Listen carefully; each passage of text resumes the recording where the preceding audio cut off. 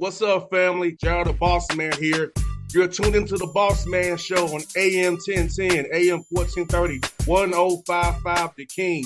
Let the King out at 105theking.com and the Bossman Show at bossmanshow.com. Hit me up on Instagram, The Bossman Show, Twitter at Bossman Show, and Facebook, Bossman Show. It's the Bossman on your radio. Listen to the Bossman Show with your host, JR, Saturdays at 9 a.m. right here on AM 1010, The King. What's up, good people? BetOnline is your number one source for all your betting needs. The latest odds, lines, and matchup reports for baseball, boxing, golf, and more.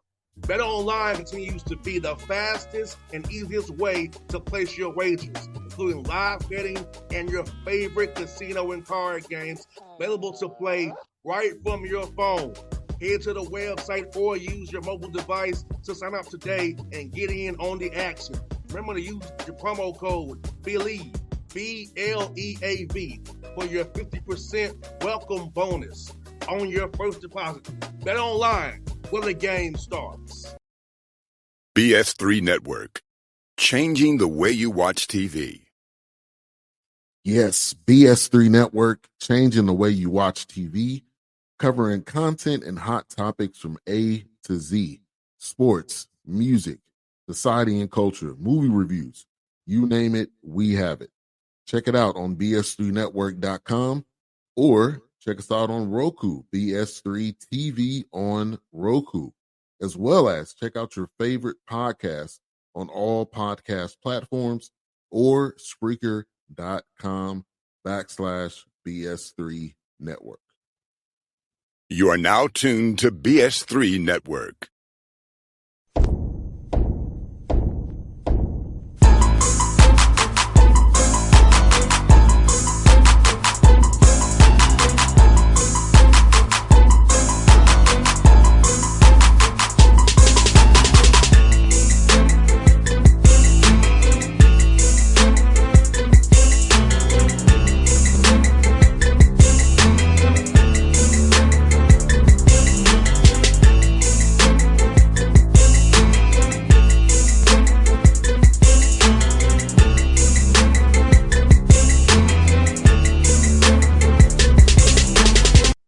Folks, back on the Bossman Show, friend of the show, Coach Talvin and Hester, Louisiana Tech Bulldogs out of Conference USA. T. Hester, how you doing, my good brother? Man, I'm doing good. And you? I'm great, man. Got to have you on the show, man. So you've been doing your thing, getting these wins, my good, putting them going 1-0 these last few weeks here, my good guy. That's the goal, man. 1-0 and keep it going and keep the guys focused. We got a good group. We got an older group this year. And we got some players out there. I told the community they'd be excited to see, and we're just playing well at this moment. And T. Hester, man, I'm going to ask you this, man, for you. What's been the biggest growth in your program year one to year two, especially with the NIL stuff out here, the transfer portal, trying to build something solid in this new environment we have in college sports right now? It's hard. I don't think anybody has the recipe for it. Just trying to live day by day. I mean, I was blessed that, the players that we have, pretty much most of them I had some connection to in some way, form, or fashion. But that doesn't do anything for me going forward, and, we're just going to try to keep recruiting the guys we recruit. Hopefully we can tell them that we've treated the kids that we have the right way. We've challenged them. We've coached them hard. We've loved on them. We put them in good situations. And hopefully somebody else will say, I like what they're doing down there, and then we'll keep getting kids like that. No doubt, man. And also it helps going 10-5 in non-league play. Now, I know you want to challenge your guys in non-league play. Let's talk about that schedule going 10-5 in non-league and ready to get ready to go in Conference USA, which we know as tough as can be is already. I really wanted to know who we were before we got to Conference USA. And no disrespect to any team, but I didn't want to have a crazy record, and we get to Conference USA and we ain't winning no games. I wanted to challenge ourselves with some teams I felt like if they were in our league would finish at the top. And we did that. We went on the road. We had some home games and some games that were tough at home.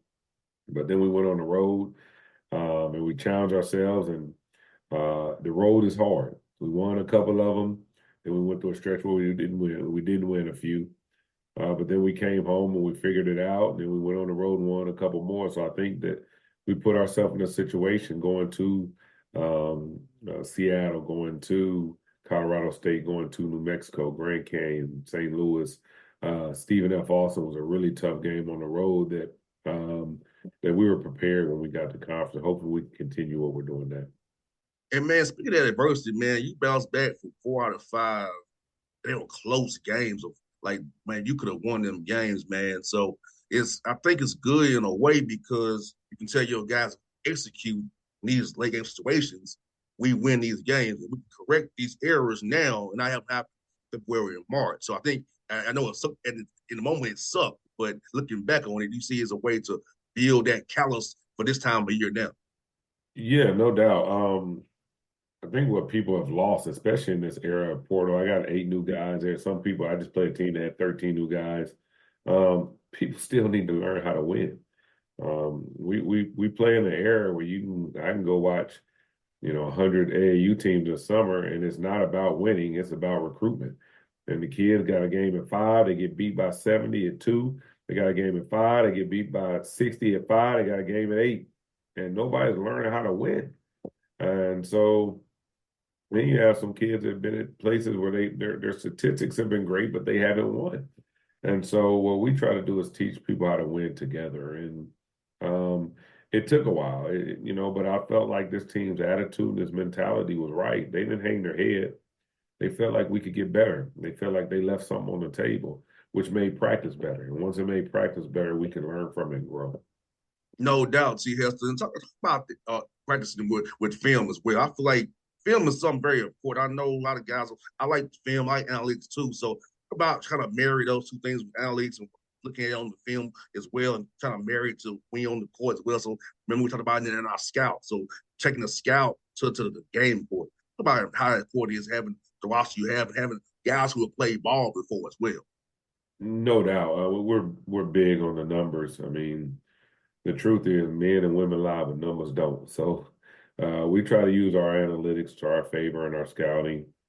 We watch a lot of video before every practice, not just game video. We watch video of just being better people. We watch video preparation, being better players. Anything that I think motivationally can help these guys become men. We'll watch a couple clips before practice, and then we'll go out and practice and try to carry our practice, our film work to the floor. I don't want to watch film last night and then we go practice and they've had sleep and, conversations and problems at home. We do it right before practice. Sometimes we do it coming in right after practice. And then throughout the day, guys are stopping in and wanting to watch film. But that's a mature group that's doing that. So I'm proud of this group. Got a lot more work to do. I tell them every day in a respectful way, we've done nothing yet. Stay together, stay hungry, and we can be special. And so talk about Isaiah Crawford, man. What he's meant to your program on and off the floor, man. He's a rare, dying breed of player. In the era of the portal, in the era of NIL, he chose to stay at Louisiana Tech. There was people pulling at him. He could go here, he could go high major, he could go this, but he got a solid foundation at home. And they said, look, we got everything we need right there. He stayed and he's been locked in. He's a likable guy. So all he wanted was to have players that he felt could help him win. And I felt like we went out and got some players that could help him win. And he's been dynamic since then. He's been leading by example. He's a quiet guy if you know him. Doesn't really show emotion. Favorite player, Kawhi Leonard. He swears he plays just like him. I say I don't know if you play like Kawhi, you don't defend like Kawhi, but he's a versatile player. He said something on the interview the other day. They talked about he might be one of the best two-way players in the country, which I could agree. But he said in basketball you got to play two ways. I don't know another way. You don't get to go down and play offense and not play D. And so that's his mentality, and we benefited from having him. No doubt, man. And like you said, for a young man at his age, you understand that I play the other end of the floor, man, it's so important because you and I both know defense travels. And if you can, because every Sunday there's going to be a few nights a year where that ball ain't going in the hole. But what can you do? You can stop them getting the ball in the hole, too. And then getting out of transition, it makes them happen now or getting down here. when the jump shot had not fallen. So them to realize that already, man. Testament to that young. No doubt. Well, that was our struggle on the road. We tried to go win games offensively sometimes on the road, and I think we got up to being on Ken Palm, a top 20 defense in the country. And then we dropped. But then we got it back down. Conference play started. We've been really good after our first conference game. Holding team's field goal percentage down. We were absolutely awful against New Mexico State in the first half offensively. But my message in the locker room was, guys, I'm not frustrated with our offense. I'm frustrated that we let them score about 6 to 8 points that they didn't deserve to get based on us not doing what we're supposed to do. If they earned them, I'd give it to them. But we gave them those points. And so we came back out in the second half. The ball started falling. And I was pretty excited because I feel like they're a physically tough, hard-playing team, well-coached. And we were able to come out with a victory, and I was pretty excited about that. We hung our hat on the defensive end. We are what we emphasize, and so I think we're going in the right direction. And also, you hitting the glass too, Chief Hester, because you know and I both know as well. You don't rebound the ball, that's not open. You can defend the rep for 29 seconds. You don't get the rebound, you got to do it all over again. So they ain't over to get that rebound. And so you talk about getting them rebounds, man. You're not transition that way. Easy offense before the defense gets set, man. We struggled rebounding last year. It was one of the emphasis we put on this season. We were absolutely awful. I thought our first shot defense last year was pretty good for the most part, but we never got the rebound. Teams would just crush us on the glass. Then we gave up 20 offensive rebounds in a game last year. It was just in a game we were up 8 with 3 minutes to go. If we could just secure half of those, we'd give ourselves a chance to win. But it was an emphasis. But to be really honest with you, along with emphasize, we got Daniel Bacho. and when you get a big guy, a 6'11" guy that can go in there and average a double-double and pretty much clean up everybody's first miss, then it's left to the other guys to get the scraps. He's down there taking them from them. And so he's helped out a lot. Everybody always talks about coaching is not about the X and O's, about the Jims and Joes. Well, here at Louisiana Tech, we say the ISOs and Bachos, because that's two of our players that we got. And they help. They make us look great. They make it on days that I'm bad, they're great. And so they help us. So I appreciate them for that. No doubt, man. And also, man, limit turnovers too. We want to limit them as well so they don't get out run out on us as well. So talk about that, man. Like trying to take care of the ball, make sure the ball, make the right decision with the ball. I think those bad shots, I'm going to turnovers as well. So making sure that we're doing the right things offensively as well for us making the right play, not making them be live balls. So that's important in Conference USA because UTEP turns people over. I think they're number 1 in the country at turning people over. I want to say FIU is number 2 in the country. Western Kentucky played at the number 1 pace in the country with 75.7 possessions a game. New Mexico State thrives off turnovers. Like in our league, you got to be good and value the basketball. And so we've tried to do that. We got one of the best assist to turnover guys in the country, Sean Newman at the point, with Isaiah Crawford being able to help bring the ball up at the 3, 4, whatever he is. I don't know. That helps. And then we got guards off the bench that could come in, Jordan Crawford, Jalen Henderson, and those guys that help take care of the ball, Talik Chavez. We've been better at this. And we've struggled at it sometimes, but I always tell them a dead ball turnover is way better than live ball turnover. So if we can stop live ball turnovers and turnover shots, we're going to give ourselves a chance to win. Man, what you said, and I know you love on the weather, brother. Get you out of this one, brother. I'm good. I'm with Bossman right now. What's up with you? Yeah, okay. I don't want to look your points too much, man. But yeah, man. Talk about what's this film on FIU, man. I know there's another tough opponent in your conference, man, and Jeremy's down there fighting for his life down there. So talk about what's on film for FIU, brother. He actually does a really good job. It's one of the places we've struggled to go, and I say this all the time. It's my worst favorite trip of the year. You'd be like, Miami? What?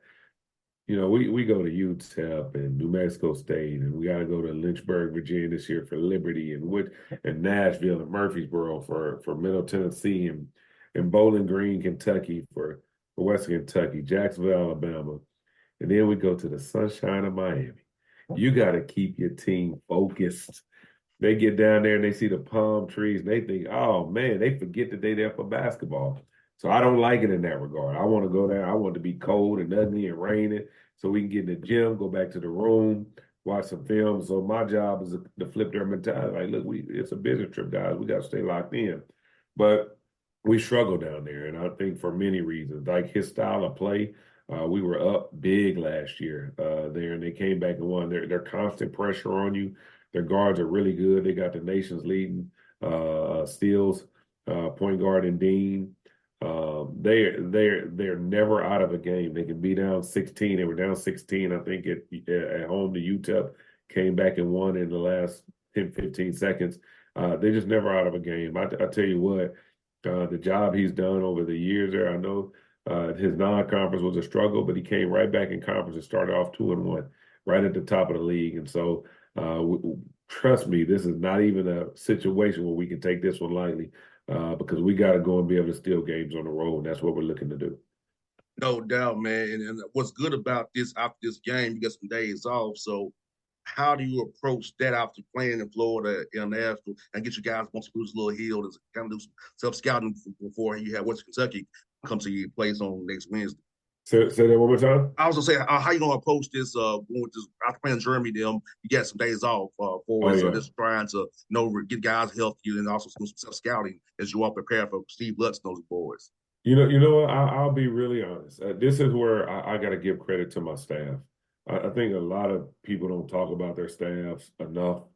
I've been really able to lock in on the opponent at hand and trust, because I feel like my staff does a great job scouting. And I've been able to lock in on FIU while my coach that's assigned to Western Kentucky is doing everything he can do to get us prepared for Western Kentucky. And as soon as that Florida International game ends, I will immediately get the film for Western Kentucky, and they're going to hand me my scouting report, and I'll just completely flip it. I'll watch the FIU game, wrap it up, and then I'll just start watching film on the plane on the way back to try to familiarize myself. And then also the last piece of that is trying to get a barometer of my team. Like, how hard did we go? Was it an overtime game? Was our travel taxing? Because we do get West Kentucky at home first. So do we need to take a day where we're light and we're just shooting? I'm trying to mix that in with the scout report. We had a one-day turnaround for New Mexico State after UTEP, who just pressed us and beat us up. So we didn't go hard. We didn't bang a lot. We got a lot of shooting and a lot of thinking and a lot of walkthrough prep, a lot of free throws and things like that, a lot of film work, and then it was able to work out in our favor. So I got to give credit to my assistants for really being prepared, being good, being thorough in their scouts. That way, when I watch it, I'm really, it hasn't been many times I'm like, oh, no, this ain't right. Usually they're dead on in what we need to be prepped for the next game. No doubt, man. Shout out to Coaches coaches doing big things because those dudes really make a difference. I don't get the headlines you do, but like you say, man, everybody on support staff, assistant coach staff on front of the bench, man, they are so important to how these programs run, fans. I'll tell y'all the truth. No doubt. There's great assistants out there. I was one for 20 years. I would hope somebody would say I was getting them prepared, but there's great assistants out there. They do a great job. They're thorough. I know I won't have them long. If we keep playing like this, they'll be somewhere blazing their own trail. Hopefully they want to be head coaches. At least they tell me they do, and they're working towards that now. Well, I know your daughter will be happy. I had you making the show again. I know she'll be very happy. Yeah, we good though. Yeah, but how is the family though? Before you go, how was the family? How they live down in my city of Ruston down there? Man, Ruston is good, man. It's great. I'm from the city. I'm from Arlington, Texas. Lived in Houston. Lived in San Jose. Like, I've always been from the city. And when I moved here, I fell in love with it, man. My neighbor, it's gonna take me about 3 minutes to get to his front door if I go out my front door. It's gonna be a little bit of a walk, and it's a huge college town, to be really honest, in my opinion. We got Grambling State that's 3 miles away from us, really close with those guys. Coach Jack, I'll tell you, I know you know Jack real well. Real close to those guys. Monroe is about 20 minutes. Monroe is about 20 minutes. Those guys are good down there. It's just a place that, the locals here are good, but the school year is better than the summers here, and that's backwards for a lot of people. Everybody waiting for the summer. But you just see the kids around, sporting events, supporting both universities.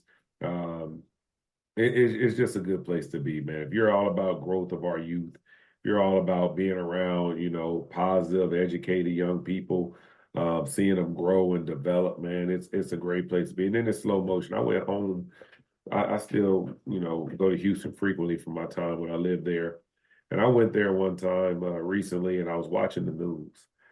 And when I was watching the news, it was like, oh, yeah, the mall, there was a burglary. It was this, it was that, it was this. I was like, I don't miss the city that much, like I done got away from that. And then, traffic to me is if I got to stop at the light twice before I can get through it, where I know you sitting through 5 revolutions on Jimmy Carter, like I'm just saying. And so, so I don't need that in my life anymore. I leave out the door, I'm 15 minutes, I'm anywhere in town. Yeah, but if I don't leave at the right time, it could be an hour. Yeah, I lived that life for a long time, and I was used to it. I didn't know any different. But when you change and things get slower for you and they get to slow down, it's hard to go back. Nah, you're right about that, man. Like I said, I went to when I went to Albany State this weekend for homecoming, man. It was like man, this is live down here at Albany State. I ain't to worry about no traffic. It There's was no like, traffic. They supporting the kids. It ain't really much to do. If I was in a different profession or if I coached in a major city, I'd probably just live close to the school. I live close to school so I could just engulf myself with the young people and want to be around. That's what I would do. And see, Hester, last night, man, I was at Albany State in Clark Atlanta game, boy. That was one of the livest gyms It was packed. in a long time. Elf Gymnasium was packing last night.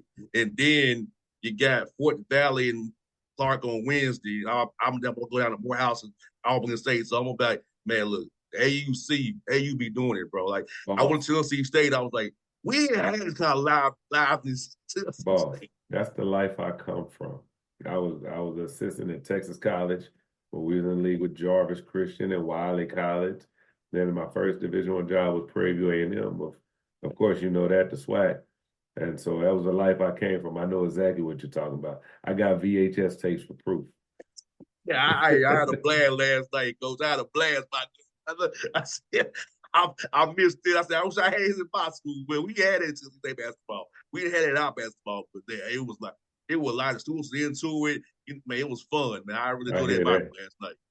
I hear that. Well, you're a fan of the sport if you're going to all kinds of games. I appreciate that about you. It's why your information is so good. You ain't just watching the SEC or the ACC. You watch it from the grassroots. I see you in the AAU events to the HBCUs all the way up to the Power Five. So keep it up. No doubt, my brother. Well, look, man, good having the shows always keep winning. I hope to talk to you in March after you win that Season State tournament, my brother. Hey, man, cross your fingers for us, man. We're going to keep grinding and pray for help. No doubt, brother. I'll see you soon, my good brother. Thank you so much. See you soon. All right, buddy. BS3 Network. Changing the way you watch TV. Yes, BS3 Network, changing the way you watch TV, covering content and hot topics from A to Z. Sports, music, society and culture, movie reviews. You name it, we have it. Check it out on bs3network.com or check us out on Roku, BS3 TV on Roku, as well as check out your favorite podcast on all podcast platforms or Spreaker.com/BS3 Network. You are now tuned to BS3 Network. What's up, good people? Bet Online is your #1 source for all your betting needs. The latest odds, lines, and matchup reports for baseball, boxing, golf, and more. Bet Online continues to be the fastest and easiest way to place your wagers, including live betting and your favorite casino and card games available to play right from your phone. Head to the website or use your mobile device to sign up today and get in on the action. Remember to use your promo code BELIEVE, BLEAV, for your 50% welcome bonus on your first deposit. Bet Online, where the game starts. What's up, family? Jared the Bossman here. You're tuned into the Bossman Show on AM 1010, AM 1430, 1055 The King. Check The King out at 105theking.com and the Bossman Show at bossmanshow.com. Hit me up on Instagram, The Bossman Show, Twitter at Bossman Show, and Facebook, Bossman Show. It's the Bossman on your Radio. Listen to the Bossman Show with your host, JR, Saturdays at 9 a.m. right here on AM 1010, The King.